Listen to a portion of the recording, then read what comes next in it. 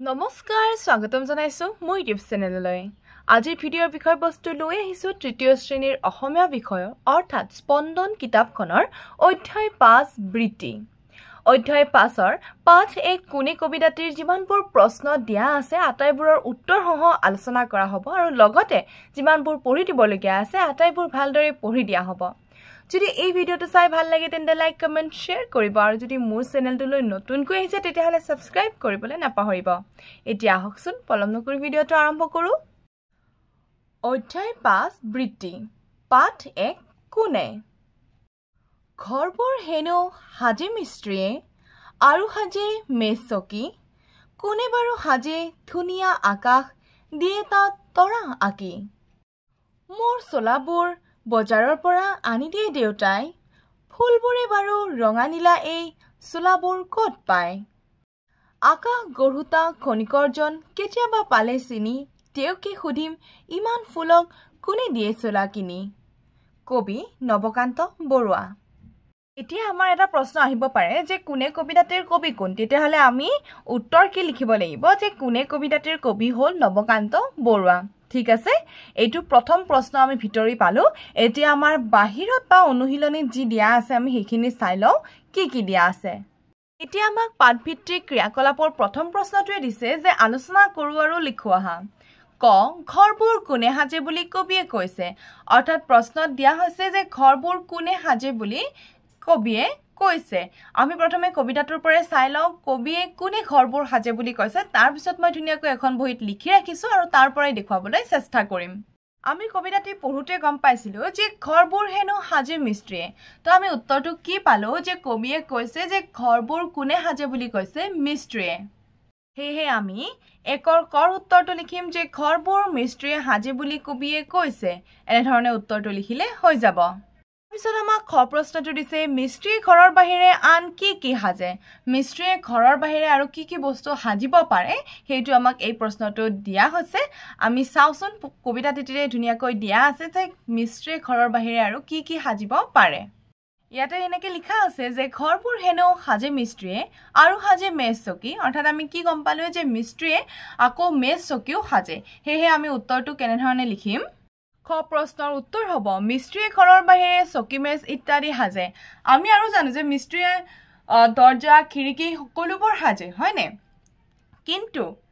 চকী মেজৰ কথা যেহেতু আমাক পাঠটিত উল্লেখ কৰিছে বা কবিতাটিত উল্লেখ কৰিছে হেহে আমি কেৱল মাত্ৰ চকী মেজ শব্দ দুটাই লিখিছো ঠিক আছে যদি আমাক আকৌ চকী মেজৰ বাহিৰে আৰু কিবা শব্দ লিখিব দিয়ে তেতিয়াহলে আমি দৰ্জা খিৰিকী এইবোৰো লিখিব পাৰো হয়নে বা কিছুমান কাঠৰ আজবাব এই সকলোবোৰ আমি মিস্ত্ৰী হাজে বুলি লিখিব পাৰো কিন্তু কবিতাটোৰ আধাৰত দিলে কিন্তু আমি অকল চকী মেজ লিখিলে ভুল নহব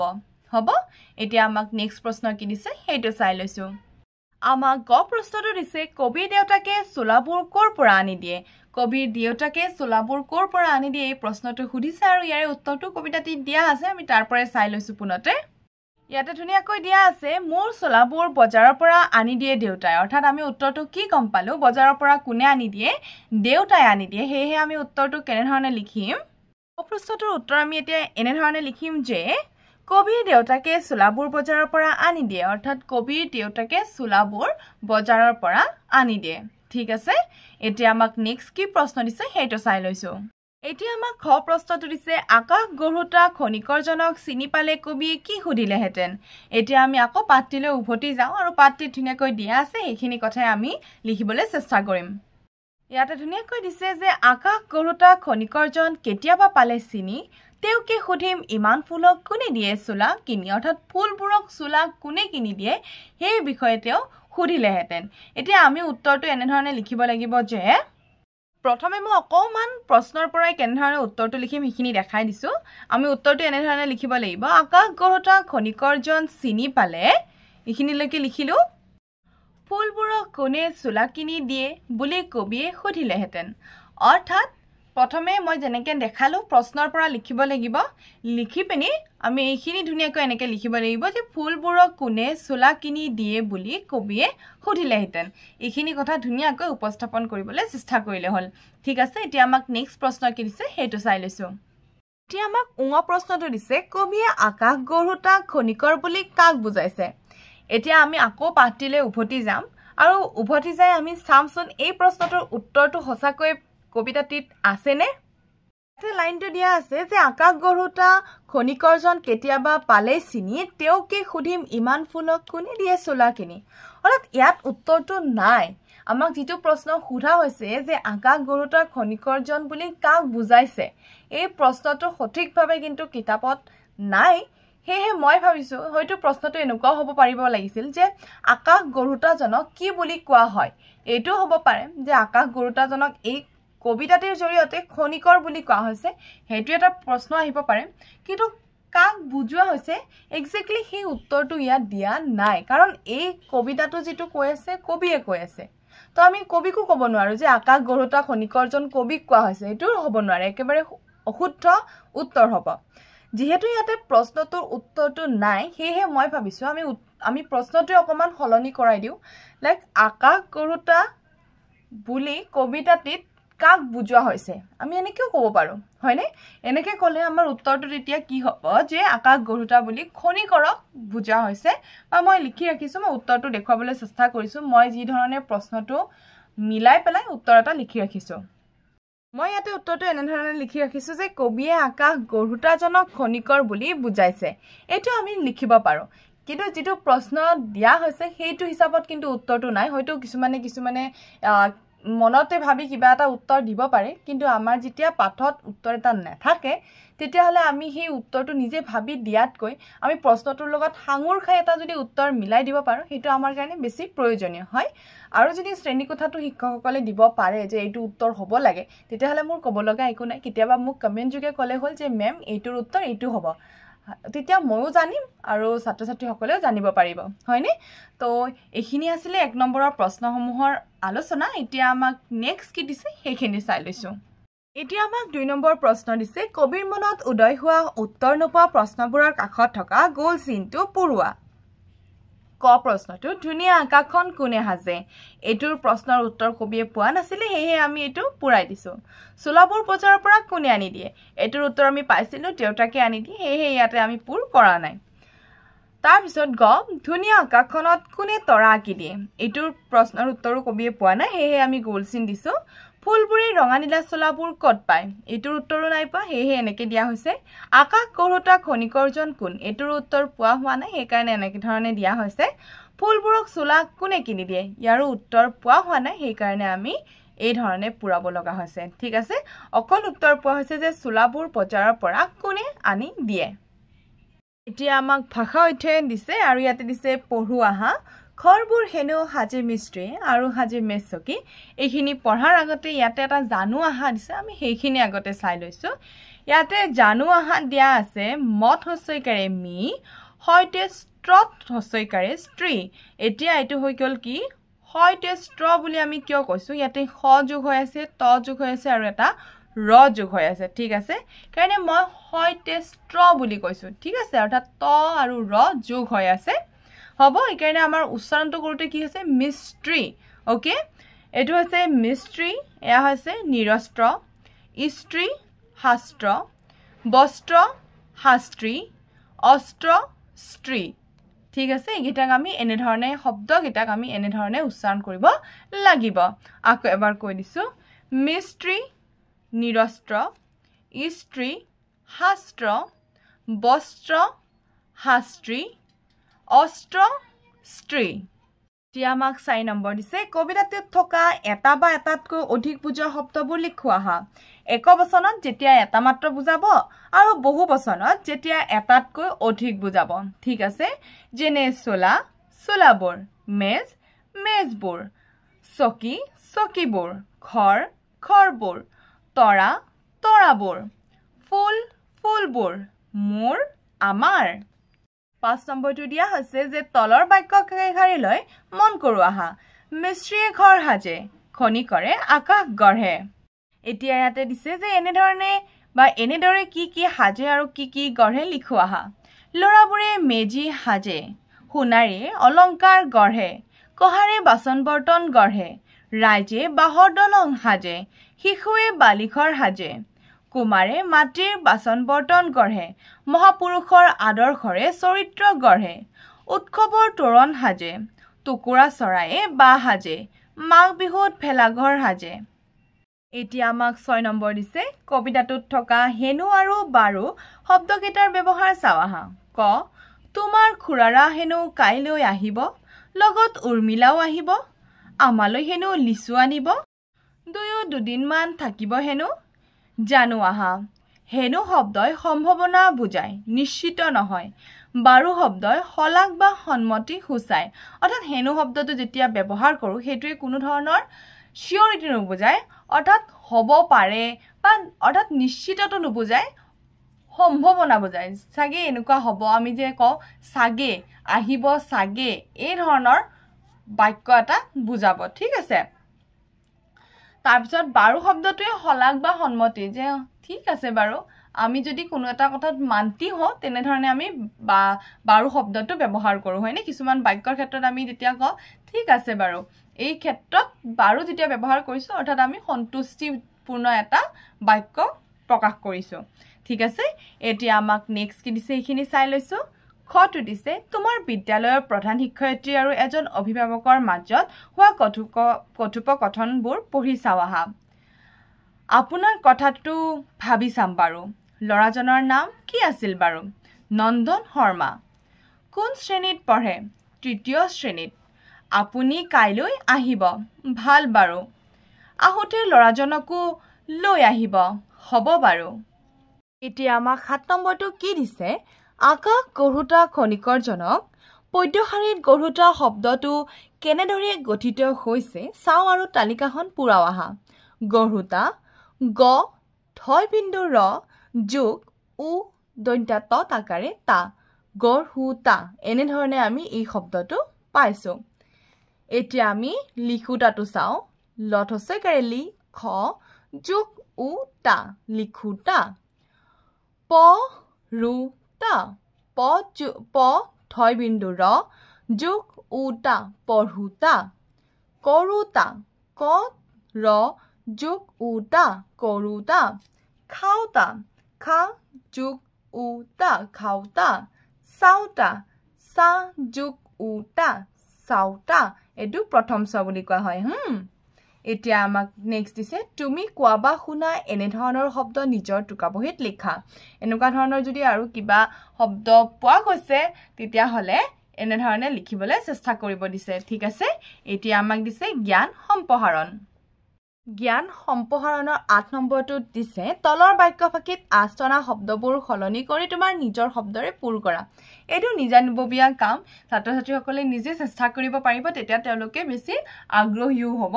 যে আমি চুলাবোৰৰ জেগাত কি ৰাখিব পাৰো ঠিক আছে চুলা নেৰাখি আমি পুতলা ৰাখিব পাৰো হয় নে এনেকুৱা ধৰণৰ ইয়াতে যেনে ধৰণে দিয়া হৈছে যে মোৰ চুলাবোৰ পচাৰৰ পৰা আনি দিয়ে দেউতাই ফুলবোৰে বাৰু ৰঙানীলা এই চুলাবোৰ ক'ত পায় তো এই ধৰণে যিবিলাক চুলাবোৰ হওক দেউতাই হওক ফুলবোৰে হওক ৰঙানীলা হওক চুলাবোৰ হওক এই জেগাবোৰত মানে এই জেগাবোৰত আমাক কি কৰিব দিছে নিজৰ মনোভাৱ লিখিব দিছে আমি পুতলা লিখিব পাৰো হয় নে আমি স্কুল বেগ লিখিব পাৰো স্কুলৰ হজুলি লিখিব পাৰো যে কোনো আমি লিখিব পাৰো তো এইখিনি নিজৰ নিজৰ আগ্ৰহেৰে কৰিবলৈ চেষ্টা কৰিলে হল এতিয়া আমাক নেক্সট 9 নম্বৰটো দিছে তুমি যি কামৰ বাবে যাৰ ওচৰলৈ যোৱা তেওঁৰ ছবিৰ লগত বৃত্তি বুজোৱা শব্দটো মিলোৱা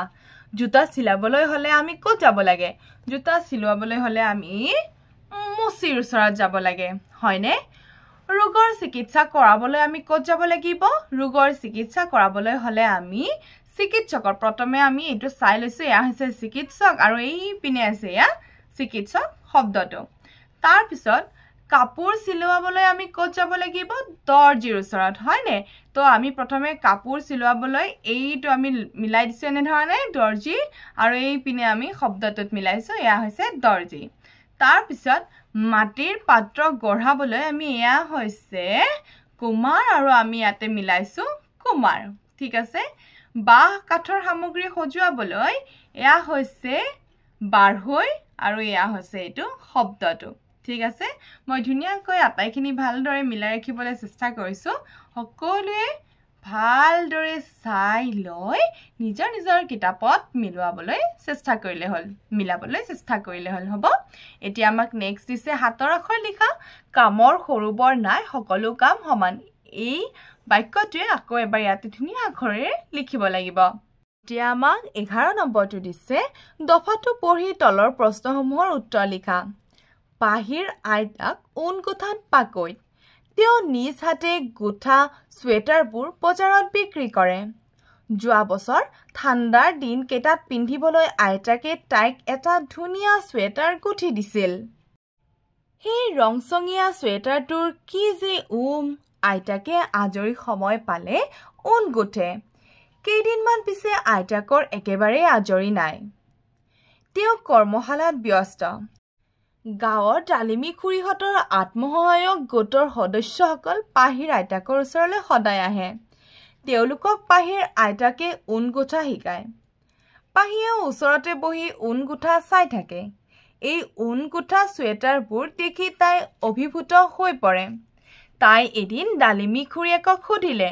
খুৰী তোমালোকে ইমানবোৰ সোৱেটাৰ কিয় গুঠিছা বাৰু খুৰীয়েকে মিচিকিয়াই ক'লে যে এইবাৰ তেওঁলোকে গাঁৱৰ মেলাত এই সোৱেটাৰবোৰ বিক্ৰী কৰিব খুৰীয়েকৰ কথা শুনি পাহিয়ে ক'লে তোমালোকে দেখোন এটা ঊণ গুঠা মেচিনো কিনি সোৱেটাৰ গুঠিব পাৰা তেনে কৰিলে তোমালোকে কম সময়ৰ ভিতৰত বেছিকৈ গুঠিব পাৰিবা আয়ু বাঢ়িব এতিয়া আমাক দিয়া প্ৰশ্নসমূহৰ উত্তৰসমূহ আলোচনা কৰোঁ ক প্ৰশ্নটো দিছে পাহিৰ আইতাক কি কামত পাকৈত আমি দফাটো পঢ়ি গম পাইছিলোঁ যে পাহিৰ আইতাক ঊণ গুঠাত পাকৈত সেয়েহে আমি উত্তৰটো এনেধৰণে লিখিব লাগিব যে ক প্ৰশ্নটোৰ উত্তৰ পাহিৰ আইতাক ঊণ গুঠাত পাকৈত তাৰপিছত আমাক খ প্ৰশ্নটো দিছে গাঁৱৰ ডালিমী খুৰীয়েকহঁত আইতাকৰ ওচৰলৈ কিয় আহে খ প্ৰশ্নৰ উত্তৰ আত্মসহায়ক গোটৰ সদস্যসকলক ঊণ গুঠা শিকায় কাৰণে গাঁৱৰ ডালিমী খুৰীয়েকহঁত আইতাকৰ ওচৰলৈ আহে গ প্ৰশ্ন সুধিছে ঊণেৰে সোৱেটাৰৰ বাহিৰে আৰু কি গুঠিব পাৰি মই এই উত্তৰটো অকণমান বেলেগ ধৰণে লিখি ৰাখিছোঁ মই তাৰ পৰাই দেখুৱাবলৈ চেষ্টা কৰিম যে গ উত্তৰটো ঊণেৰে সোৱেটাৰৰ বাহিৰে বিভিন্ন ধৰণৰ ঠাণ্ডাত ব্যৱহৃত কাপোৰ গুঠিব পাৰি মই এনেধৰণে লিখি ৰাখিলোঁ কাৰণ আমি ঠাণ্ডাৰ কাপোৰবোৰে ঊণেৰে গুঠিব পাৰোঁ হয়নে সেয়েহে কোনবোৰ লিখিম কোনবোৰ নিলিখিম সেয়েহে মই এই ধৰণে লিখি ৰাখিছোঁ যে ঠাণ্ডাত ব্যৱহৃত কৰিব পৰা কাপোৰবোৰ আমি কি কৰিব পাৰোঁ ঊণ সূতাৰে গুঠিব পাৰোঁ আৰু পাৰোঁ এই যে আমি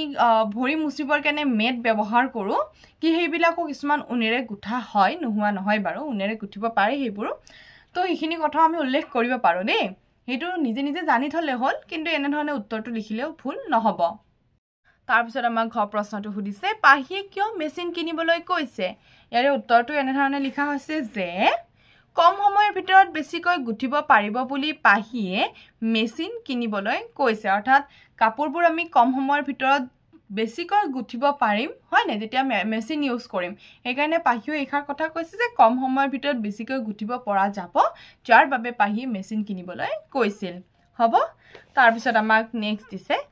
ঊণৰ কাম নকৰি তেওঁলোকে আন কি কাম কৰিব পাৰিলেহেঁতেন আৰু ঊণৰ কাম নকৰি আৰু কি কাম কৰিব পাৰিলেহেঁতেন এইটো সুধিছে ইয়াতে মই উত্তৰটো অকণমান লিখিবলৈ চেষ্টা কৰিছোঁ আত্মসহায়ক গোটৰ কিছুমান কথা কেতিয়াবা শুনিব পাওঁ যে কি ধৰণৰ কাম তেওঁলোকে কৰে কেতিয়াবা তেওঁলোকে আচাৰ বনোৱা কাম কৰিব পাৰে হয়নে লাৰু পিঠা বনোৱাটো পাৰে কাপোৰ বোৱাটো পাৰে অৰ্থাৎ কাপোৰ বুৱে যে তাঁতশালত সেয়াও পাৰে শাক পাচলিৰ খেতি কেনেকুৱা ধৰণৰ যে এনেকুৱা নহয় যে খেতিয়ক এজনে যি খেতি কৰিছে সেয়াই কেতিয়াবা কেনেকুৱা অকণমান মাটি লৈ পেলাই ধুনীয়াকৈ বেঙেনাৰ খেতি কৰিব পাৰে যিবিলাক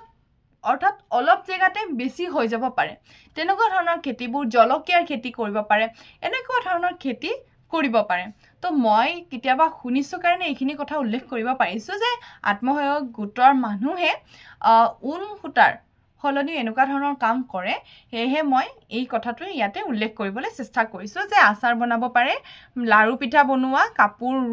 বোৱা শাক পাচলিৰ খেতি কৰা ইত্যাদি হ'ব এতিয়া আমাক নেক্সট কি দিছে এইখিনি চাই লৈছোঁ জানো আহাখিনি সকলোৱে পঢ়িবলৈ চেষ্টা কৰিলে হ'ল ঠিক আছে আৰু তথাপিও মই কৈ দিছোঁ এই যিটো চিন এই চিনটোক আমি ভাৱবোধক চিন বুলি কওঁ আৰু এই যিটো চিন সেইটোক আমি ঊৰ্ধ্বকমা বুলি কওঁ ঠিক আছে বাৰু কৈ দিছোঁ অকণমান বুজাই দিছোঁ ছাত্ৰ ছাত্ৰীসকলৰ সুবিধা অনুযায়ী এতিয়া 11 নং ক্ৰিয়াকলাপৰ দফাটোৰ থকা তলৰ বাক্য দুটালৈ মন কৰো আহা ক ছুৱেটাৰটোৰ কি যে খ তাই ডালিমী খুৰীক সুধিলে খুৰী তোমালোকে ইমানবোৰ ছুৱেটাৰ কিয় গুঠিছা বাৰু প্ৰথম বাক্যটোত ভাৱৰ ক্ষেত্ৰত জোৰ দিয়া হৈছে বুলি ভাৱবোধক চিনটো ব্যৱহাৰ কৰা হৈছে অৰ্থাৎ এই চিনটোক আমি কি বুলি কওঁ ভাৱবোধক আমাৰ মনৰ যেতিয়া ভাৱখিনি আমি প্ৰকাশ কৰোঁ সেই ক্ষেত্ৰত আমি এই চিনটো ব্যৱহাৰ কৰোঁ আচৰিত হোৱা আনন্দিত হোৱা শংকিত হোৱা ইত্যাদি বুজোৱা বাক্যবোৰৰ শেষত ভাৱবোধক চিনটো ব্যৱহাৰ কৰা হয় এই চিনটোক ভাৱবোধক চিন বুলি কোৱা হয় দ্বিতীয় বাক্যটোত ডালিমীয়ে কোৱা কথাষাৰক হুবহু লিখাৰ বাবে তাৰ আৰম্ভণি আৰু শেষত ঊৰ্ধ্বকমা চিনটো ব্যৱহাৰ কৰিছে অৰ্থাৎ আনে বা নিজে কোৱা বা লিখা কথা হুবহু লিখিলে তাৰে আৰম্ভণি আৰু শেষত ঊৰ্ধ্বকমা চিনটো দিব লাগে এই চিনটোক ঊৰ্ধ্বকমা বুলি কোৱা হয় এতিয়া আমাক ইয়াতে দিছে ইতিমধ্যে তোমালোকে পাঠটোত কমা দাৰি প্ৰশ্নবোধক ভাৱবোধক ঊৰ্ধ্বকমা জটিল চিনবোৰৰ ব্যৱহাৰ পাই আহিলা এতিয়া তলৰ বাক্য দুটাত যথাস্থানত জটিল চিনবোৰ বহুৱাও আহা ক আইতাকে গোঠা ছুৱেটাৰটো কিমান যে ধুনীয়া তো মই ইয়াতে ধুনীয়াকৈ দি থৈ দিছোঁ এই যিটো ভাৱবোধক চিনডাল দিয়া হৈছে ইয়াতে এই ধৰণে এই চিনডাল দিয়া হৈছে ইয়াতে ঠিক আছে আৰু খটো এদিন তাই ডালিমী খুৰীয়েকক সুধিলে তোমালোকে কিয় ঊণ গোঠা শিকিছা বাৰু একে ধৰণে ইয়াতে কমা দিয়া হৈছে আৰু এয়া ঊৰ্ধ্বকমাৰ ভিতৰত আৰম্ভ কৰা হৈছে আৰু যেতিয়া প্ৰশ্ন কৰা হৈছে তেতিয়াহ'লে আমি কি কৰিব লাগিব প্ৰশ্নবোধক চিনটো ব্যৱহাৰ কৰিব লাগিব ঠিক আছে ইয়াতে প্ৰশ্নবোধক চিন ব্যৱহাৰ কৰা হৈছে বাকি 13 নম্বৰ শুনি শুনি লিখা এইখিনি নিজা নিজা কাম হ'ব 14 নম্বৰটো একে ভেন্দি এটা টুকুৰা 14 নম্বৰটো প্ৰকল্প দিয়া হৈছে যে ভেন্দি এটা টুকুৰা কৰি কাটি লৈ টুকুৰাটোত ৰং লগাই তলৰ চোলাটোত চাপ দিও আহা এই ধৰণে ভেন্দি এটা কাটি ললে হ'ল আৰু ৰং দি পেলে এনেকুৱা যিকোনো টি-শাৰ্টতে আঁকিবলৈ চেষ্টা কৰিলে এটা ধুনীয়া ইউনিক ডিজাইন হৈ যাব হ'ব তো এইখিনি আছিল কোনে কবিতাটিৰ আটাইবোৰ প্ৰশ্ন উত্তৰৰ আলোচনা আৰু লগতে আটাইবোৰ ভালদৰে পঢ়ি দিয়া হৈছে ঠিক আছে এতিয়া আমি নেক্সট ক্লাছত পাঠ 2 জাপাৰ কুচিৰ জাপিৰ পাঠটি আমি ভালদৰে পঢ়িবলৈ চেষ্টা কৰিম আৰু একেই ধৰণে তাৰো প্ৰশ্ন উত্তৰসমূহ আলোচনা কৰিম আৰু পঢ়ি দিবলগীয়াবিলাক পঢ়ি দিবলৈ চেষ্টা কৰিম তেন্তে আজিৰ কাৰণে থ্যাংক ইউ ফৰ ওয়াচিং